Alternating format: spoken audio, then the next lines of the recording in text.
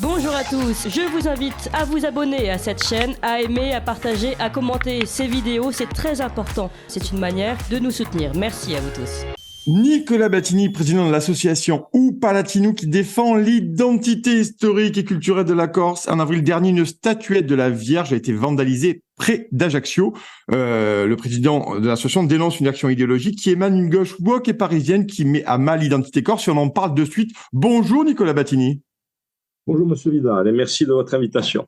C'est normal, c'est normal. J'ai été très intéressé par ce sujet. Rapidement, vous pouvez nous présenter cette association. Quel est son rôle aujourd'hui en Corse ou Palatino? Alors, Paladino est une association identitaire, historique, patrimoniale, ethnoculturelle, intellectuelle, bref, qui s'inscrit dans un certain nombre de secteurs d'activité éminemment politiques, mais qui reste une association totalement apartisane, qui a pour vocation, je dirais, de travailler le champ métapolitique et de défendre et de promouvoir une certaine vision de la Corse et de son identité.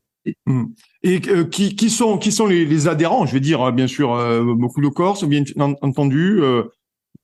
Oui, en quelques mois d'activité, et je dirais avec une omniprésence médiatique sur la scène politique locale et médiatique locale, nous regroupons plusieurs centaines d'adhérents.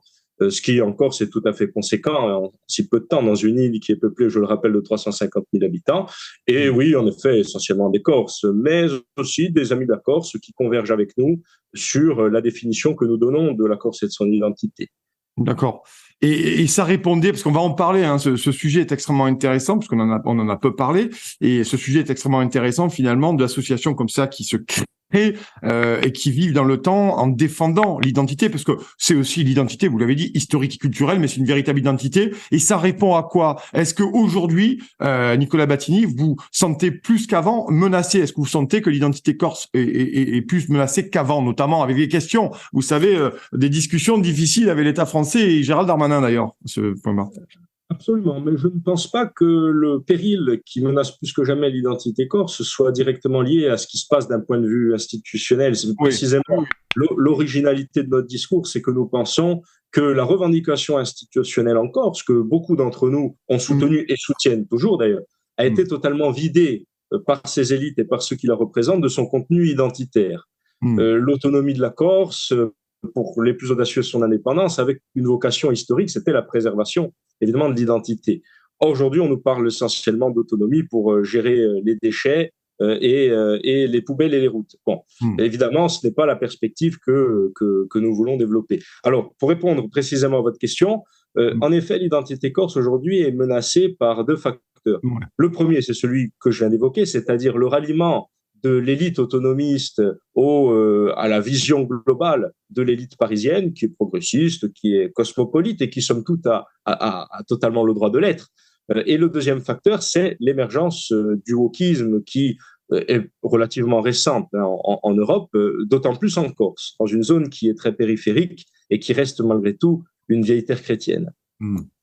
Oui, ça c'est intéressant. Et comment elle se caractérise? Parce que moi j'ai lu bien entendu vos déclarations. Vous étiez chez nos confrères de CNews notamment, et notamment chez Éléments aussi. C'est intéressant finalement. Comment ça se caractérise, Nicolas Battini, sur le territoire? Comment vous le sentez? Comment vous le percevez, cette idéologie woke finalement qui a tendance à infuser en Corse?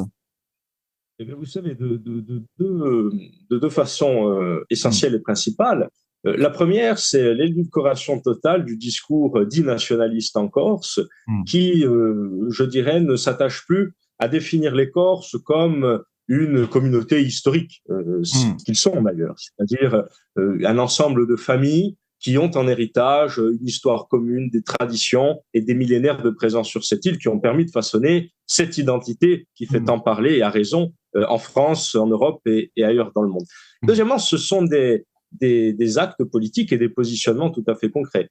Vous savez que la mairie de Bastia, qui est une mairie autonomiste depuis 2015, une majorité d'ailleurs municipale que beaucoup de nationalistes, ou l'essentiel des nationalistes dans la région bastiaise ont soutenu, a mis en place depuis le 5 mars 2021 un rapport qui a été voté au conseil municipal, qui est un rapport intitulé rapport égalité femmes-hommes, porté par une conseillère municipale qui est également conseillère de l'exécutif à la collectivité de Corse, et qui prévoit, je cite dans le texte, la formation des personnels en contact avec les enfants au rapport non genré, qui prévoit également la généralisation de l'écriture inclusive dans la communication de la ville.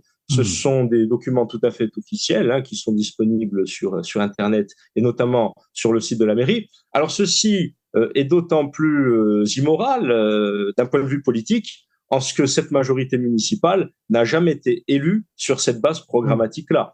Et je pense que c'est ce qui caractérise le wokisme en Corse, qui s'est inséré par la tendance la plus à gauche de l'autonomisme corse, qui reste d'ailleurs marginal d'un point de vue sociologique, mais qui s'est emparé de grandes structures décisionnaires au sein du mouvement nationaliste, qui avance ses pions et son agenda sans en avoir, et c'est pourtant la moindre des choses d'un point de vue électoral, prévenu les électeurs.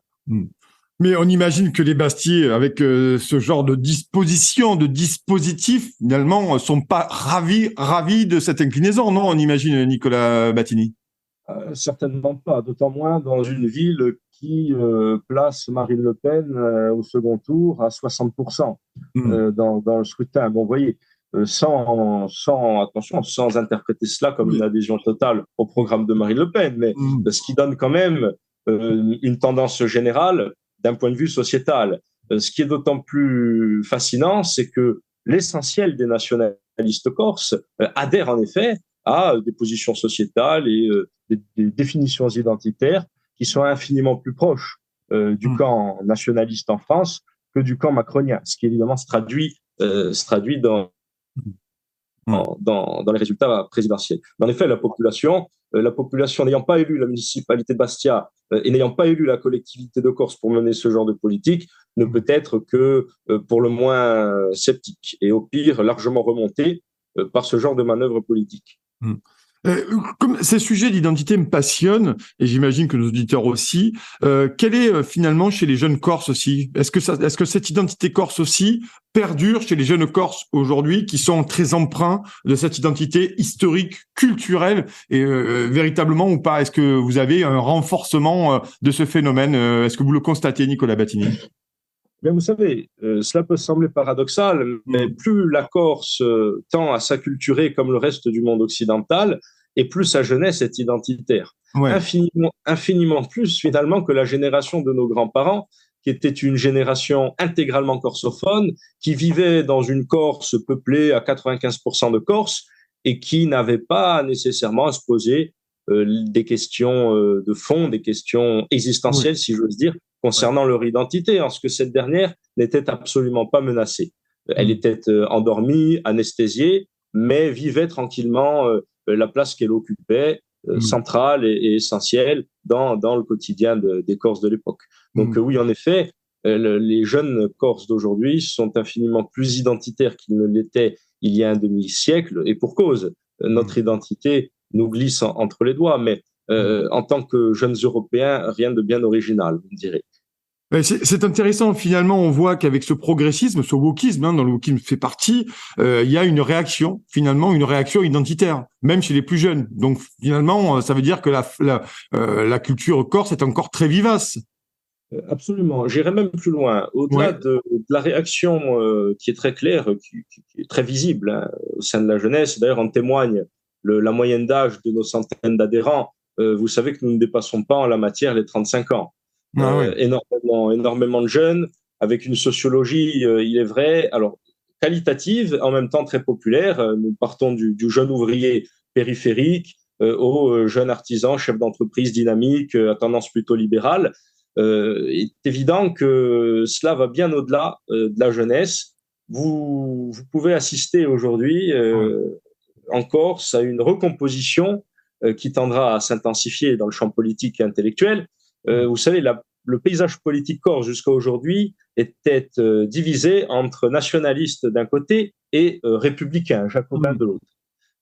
La question institutionnelle, ou compris l'existence du peuple corse étant une question réglée pour la plupart des forces politiques présentes en Corse, eh bien, il s'agit non pas de parler du contenant, mais désormais de parler du contenu.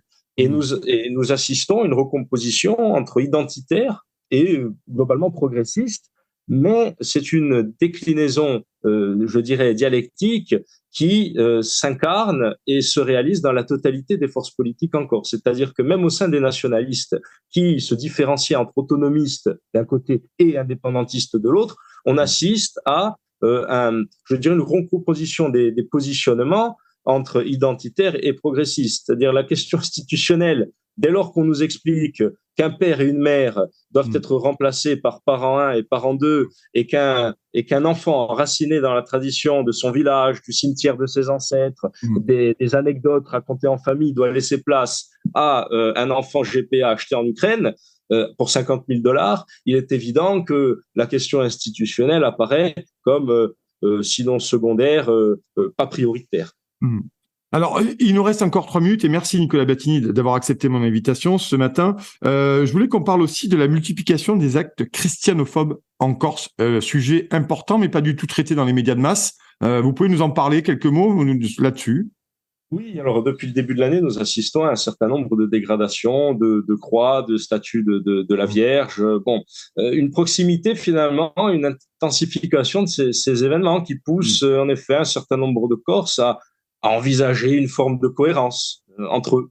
Alors, vous savez, bon, la Corse n'est pas isolée du reste du monde, je l'ai déjà dit chez vos confrères de CNews et un certain nombre de médias, notamment locaux. Et l'idéologie woke et décoloniale, qui par essence est antichrétienne, eh bien, agit aussi sur notre île. Hein. Bon, bien qu'elle soit totalement marginale d'un point de vue sociologique dans notre population, qui est très périphérique et rurale. Mais Dieu sait si le wokisme n'a pas besoin d'être majoritaire pour être nuisible. Loin s'en faut.